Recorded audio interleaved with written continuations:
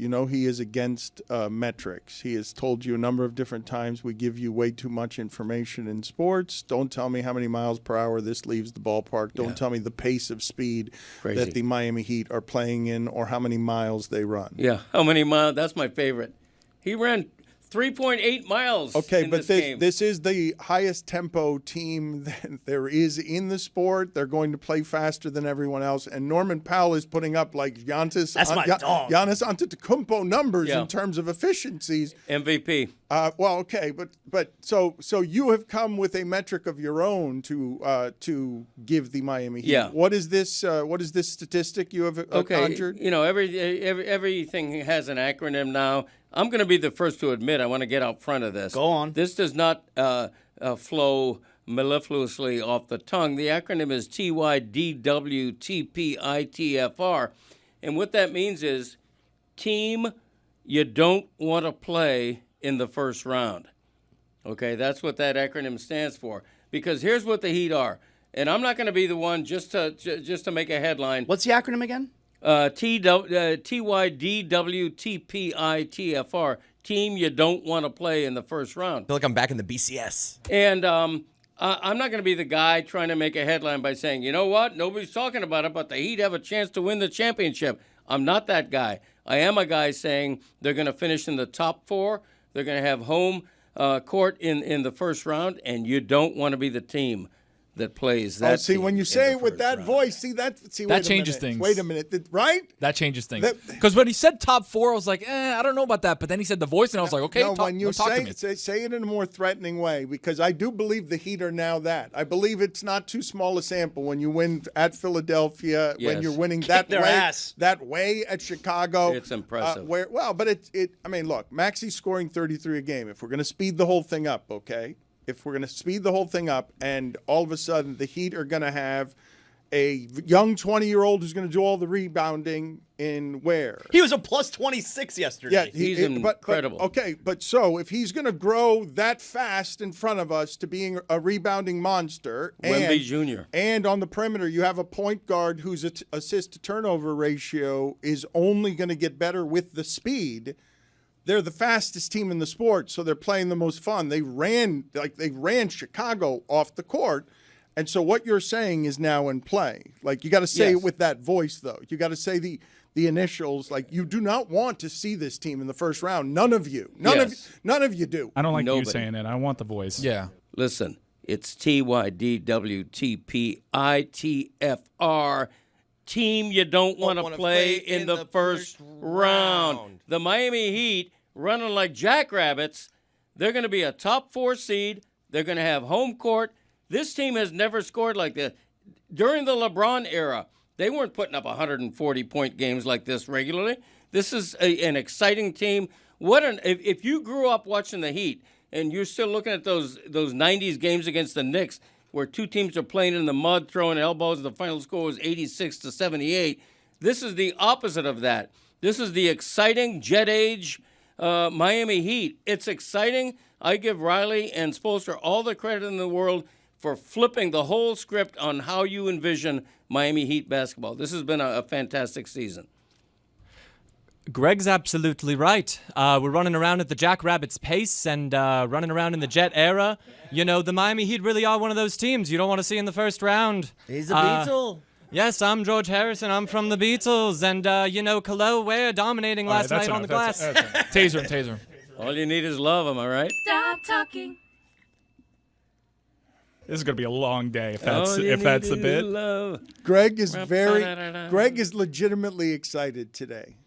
He's legitimately excited today because the soccer team locally is exciting and the basketball team is clearly good. Like, maybe they get hurt. I don't know. Maybe Tyler Herro throws something off and all of a sudden people are complaining, or this is what it's going to be. They're going after the top of the conference with speed. They're going to try and play basketball faster than you and think their bodies can hold up. Look at the top 3 of the East. Top 4. Detroit, Toronto, mix in Cleveland, Miami. Detroit and Toronto, 1 and 2. You're not worried about Herro screwing this all up? What's the screw up? This is the perfect. What's the screw up? Yeah, this is the perfect. You just said the standings. This is the perfect style of play. If he's for bought in, Herro. if he's bought in, right? If he doesn't Why want to be the ball wouldn't he be dominant, bought in? because Why he wouldn't thinks he's the guy walking in being like, I'm the all-star on this team. I'm the guy that is the engine of this offense. And now he's got to mix in with Norm Powell, who's probably the best Heat player we've ever seen through the first 14 games of the I season. agree with that take. Norm Powell he's is the in- greatest Heat player we've ever seen. For the first 15 games, you missed that. For the part. first 15 Thank you, games. okay. Yes. So there are only 2 players in the sport scoring more than 24 and shooting more than 46% from 2 and 3. It's this guy and Giannis. Giannis does it on 18 threes. He's made half of them. He can't keep it up. This dude's shooting better than Duncan Robinson, and he'll eat you up inside and out. Like he's Whoa. There you go. All right. Why am I worried about Tyler Herro screwing it up? Because over the last couple of years, I know he had a decent bubble, but Miami's gone on runs without Tyler Herro. Okay, but you're And okay. and That's it seems as though Miami plays better without Tyler Herro. okay. than when That's he's on not the way court. you prefaced it, though. You prefaced it with the whole, I'm the all-star. This is my team, as if he's not team first guy. When his entire tenure with the Miami Heat has shown you he has absolutely been team first guy.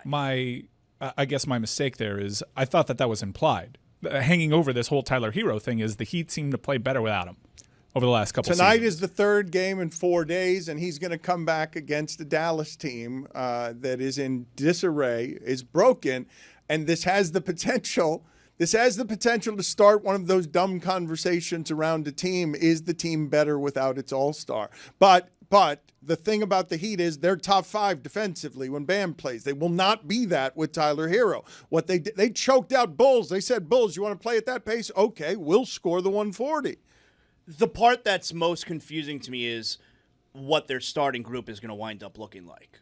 Because I don't know how Eric Spoelstra is going to handle that. I can only see it being that Davion Mitchell is going to move to the bench, which it's like, man, he's really good for them on the ball, and he never turns the ball over. His assist-to-turnover rate is great. It's the best in the league. They're playing at a pace that doesn't make sense. Like, you can't bench that dude. They're going to. Like, it's the only guy you could take out of the lineup. I don't like for it. here. You can't take Wiggins out because, you can't have a 3. You need size. Yeah, you can't have Mitchell, Powell, and Herro Okay, in you're your starting lineup. highlighting real concerns with this Herro thing. Well, I'm highlighting concerns as far as what the group is going to be out there together.